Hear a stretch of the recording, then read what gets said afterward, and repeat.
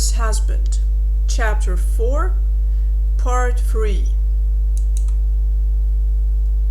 His mind was literally bursting with frantic pleas for retreat, but his body did not move. The consciousness writhed with fear and unwillingness to get involved into something so oppressive, and the eyes were fixed on the sacred tree. And when he confidently stretched out his hand, it did not even flinch, and pressed his fingers to the crimson prints. It cost him a lot of effort not to cry out in pain.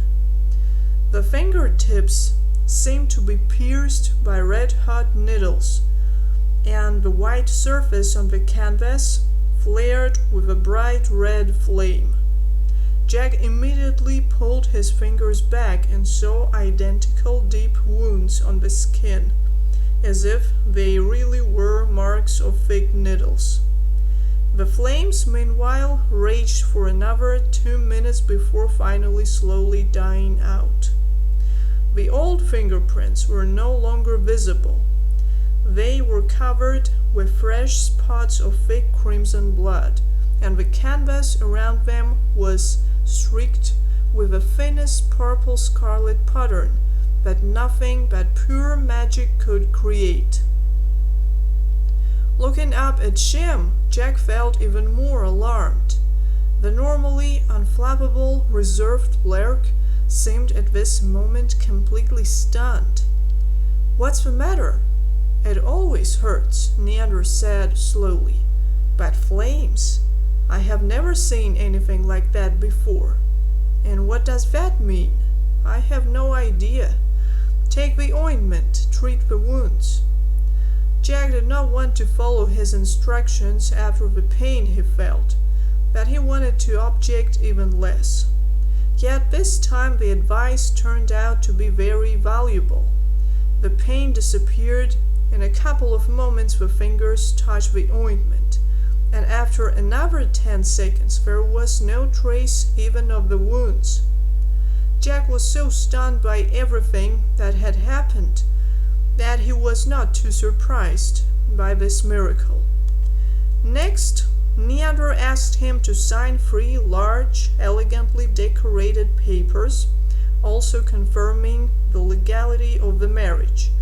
And at the end, he handed him a small, beautiful box covered with shimmering dark blue velvet. "This is a gift from our master, a symbol of your official entry into the family." Opened the box, Jack almost grimaced. He did not expect a bow in the form of an engagement ring, and it was exactly it. Gold encrusted with tiny diamonds, of which there were probably 200 pieces. The diamonds were so small that they all seemed to be a single canvas, and this canvas made up a thin, sparkling pattern that Jack seemed to have seen somewhere before. "It is the symbol of the Ellermont family," Neander answered his silent question. "You probably noticed it at the end of the carriage." "Mother would be thrilled," Jack thought, closing the box and putting it on the edge of the table. He did not even think to put the ring on. He was already in a bad position and he did not want to fall any lower. Meanwhile, Neander began to put the things from the table into a neat black briefcase, the likes of which Jack had never seen before, although the briefcases were the last thing that worried him right now. He felt completely baffled and equally perplexed. He desperately wanted to ask Neander quite an obvious question, but his tongue seemed numb, probably because he felt that he would not get a clear answer anyway. Soon Neander stood up and gave Jack another respectful bow.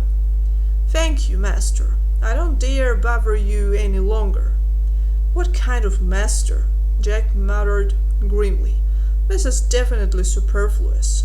"Not at all. You are Jack Ellermont now, the rightful owner of everything that belongs to Count Malfard.